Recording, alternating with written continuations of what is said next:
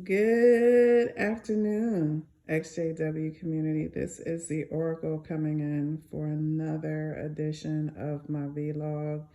It's been a busy month or so. I've been wanting to do just a quick video, just a touchdown, um, just to talk to the community at large, the XJW community, and whomever else comes on and wants to hear a little bit about what it's like to be a former Jehovah Witness.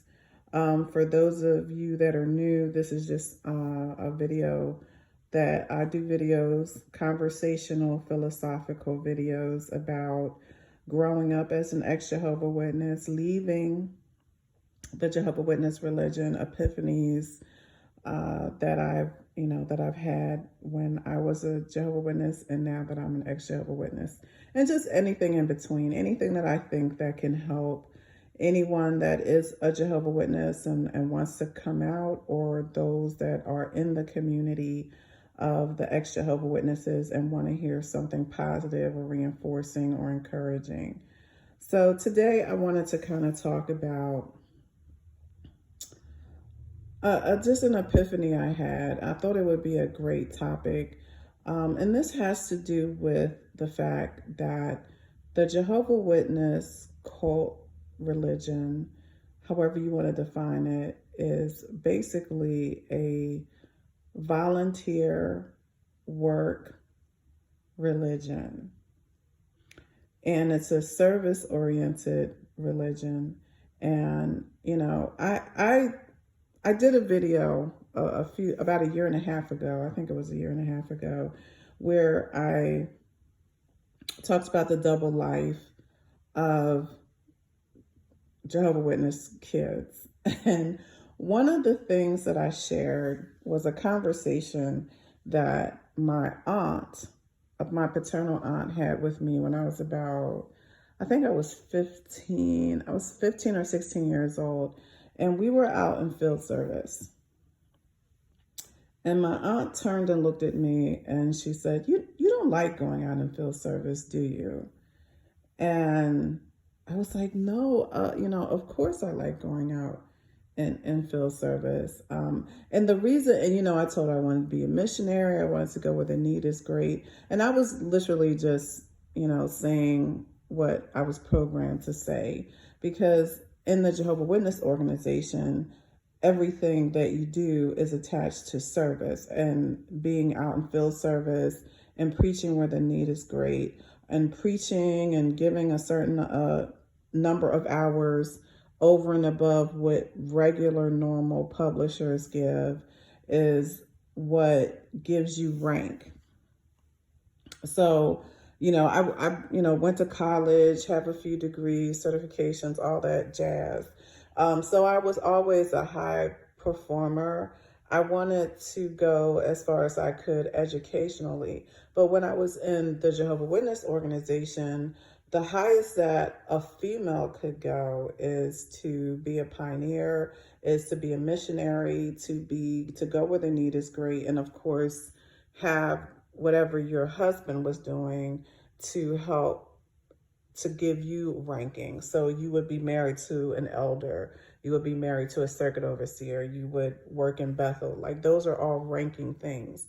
But the one thing that they all have in common is work. So like I said, I haven't decided how I'm going to title this particular video, but it's going to be about, what if you don't want to do those things? Like, what if when my aunt said to me, you don't like going out in field service? And I said, nah, I really don't. Would I be destroyed at Armageddon? You know what I'm saying? So what I'm talking about, it's not a long video. It's that this is one of those light bulb moments that I started to have as I was leaving. And it's been a light bulb that's kept going on as I learned more about the history of the Bible students that became Jehovah Witnesses. So I wanted to kind of throw something out there for all you thinkers, critical thinkers, all you people who are philosophical like I am. Jehovah Witness organization is based on serving this entity called Jehovah, right? So is it necessary to go out a prescribed number of hours in order to, let's say, survive Armageddon? I mean, like, do you think an entity, is going to be like, you know what, let me look at your service record for the past 40 years. Did you go out 10 hours every week, like you said you were, every month? Or, it changes so much since I was in. I left many years ago. But, I'm going to wager something. I'm going to say something. I'm going to go out on a limb, and I'm going to say that an entity, an omnipotent, compassionate entity, doesn't care if you knock on doors and convert people, if you knock on doors and you talk about your belief. And I'm not knocking the people that do. I'm saying, just like there are followers, there are leaders, just like there's people that are, like, let's talk about the work world, okay? I'm not a salesperson. I don't have the personality for a salesperson. So I don't like selling things because not everybody's a good salesman, right? And I don't think that makes me a bad person. So what I did is I actually went to college and I trained on things that I was good at. And I do things that I like to do. Some people are extroverted, some people are introverted. That doesn't make them a better or worse person, right? Because people like doing different things. So there are some people that like going door to door, but I personally, in a logical frame of mind, say, okay, well, there's going to be what they call evangelists, right? They're going to be people that like to speak on whatever belief system that they're in. And those people are normally in every religious group. There's always going to be people that there's, prophets, and there's people that like to evangelize about their particular belief system. There's always going to be a segment that does that. Just like in the workforce, there's always going to be salespeople. But my bigger question is, should every single person that decides that they want to worship Jehovah have to be a salesperson in order to survive Armageddon? Or let's make it plain, because I did another video where I said Jehovah Witnesses do not and cannot distinguish between Jehovah God, the supernatural entity, and the Watchtower Tract and Bible Society organization.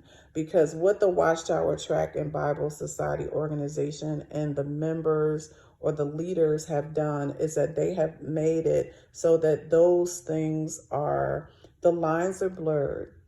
You can't really, so they basically, what they have done is anything that the organization is trying to get the members to do or think or behave, they say that it's coming from Jehovah God, the supernatural entity.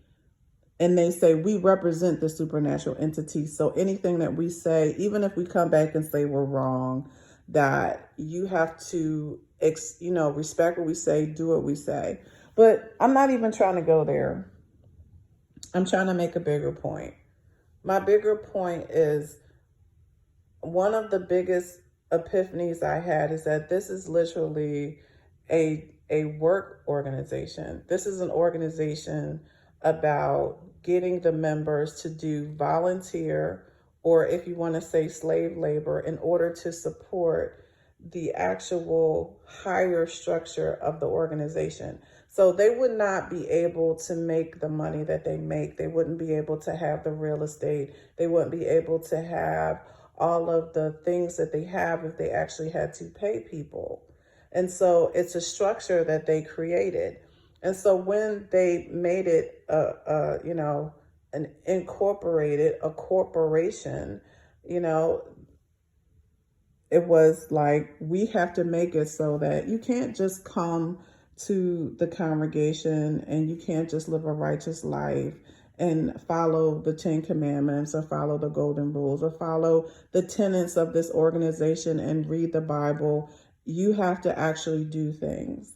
You have to actually, and not only do you have to do things, you actually have to do work. And you have to do a certain number of hours of work free labor. We're not paying you for any of it in order for you to be a member of this organization. And see, that's how you know that this is nothing but a front. And again, this is because the belief, the tenets, the ideas of how to serve Jehovah is about your behavior. However, it has nothing to do with hours of knocking on doors. There's nothing in the Bible that says you need to do 10 hours or you need to do 30 hours or you need to be an auxiliary pioneer. You need to be a pioneer. Everything they do, everything that you do is about how they can get labor from you and not pay you for it. And I'm saying that that is a lie. That's the biggest lie. That's the biggest farce of this whole entire organization. Sure, in any congregation, regardless of religion, there are going to be people that like to preach. Just like in the real world, there's going to be salespeople. But that doesn't mean that they're better than you. That doesn't mean that you're a bad person because you're like, you know what? I actually don't like going out and field service. I'm a shy, introverted person. So I take all of the beliefs of this. I believe in Armageddon. I believe in all of the teachings of the Jehovah Witnesses. And I follow the tenets in my life with my family. I just don't want to knock on doors, or I don't want to have to proselytize to people because I don't enjoy that. Does that mean that I'm a bad person? See, the problem, the issue that the Jehovah Witness organization had was when they made it mandatory for people to have to go out and service. And then every type of rank that you have in the organization is based on free labor. It's based on, and like, I said in another video where I talked about this being a slave organization, and, you're trained. It's mind conditioning because every single Jehovah Witness knows the scripture that says faith without works is dead. And this is how they train slaves.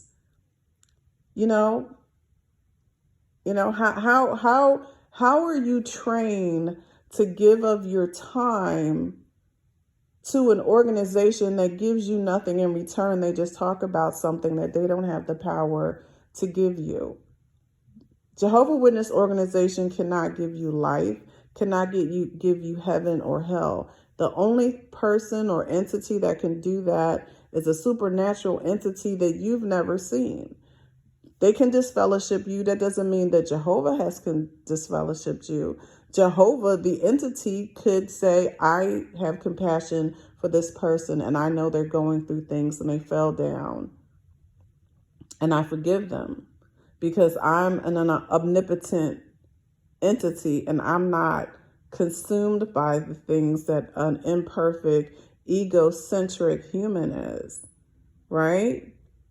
So an omnipotent, compassionate, love-filled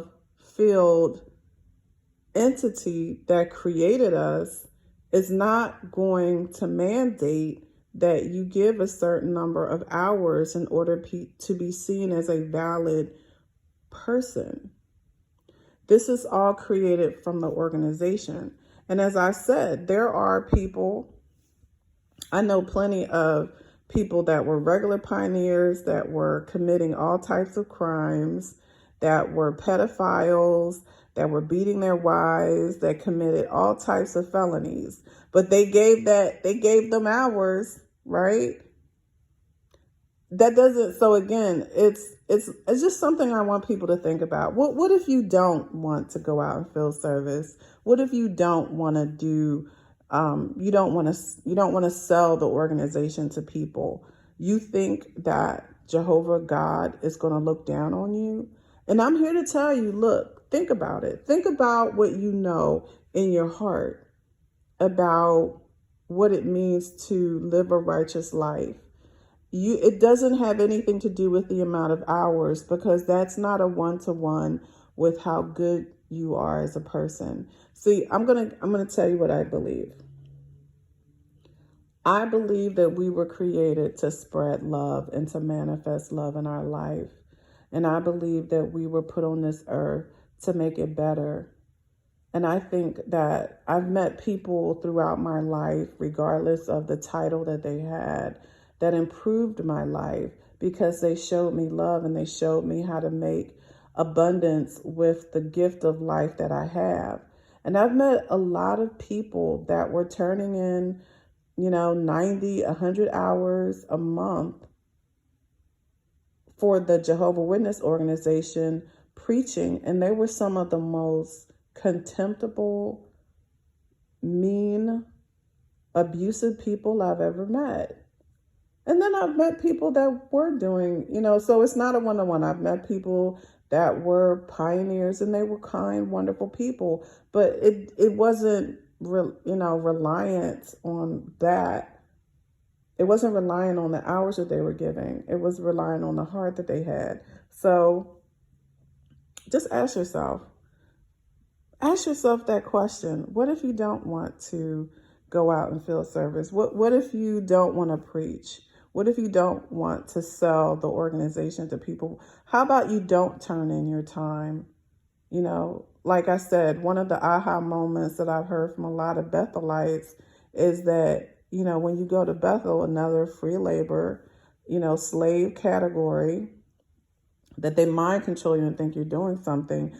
Why is the time that you used to spend out in field service comparative to the time that you're doing work for the organization? Because it's all a part of their conditioning tactic so that they don't have to pay people, and that's kind of how, when you look at the United States, because that's where I'm at, and you look at how many centuries of slave labor, and there's still a type of slave labor that goes on in the United States so that the rich and elite can live.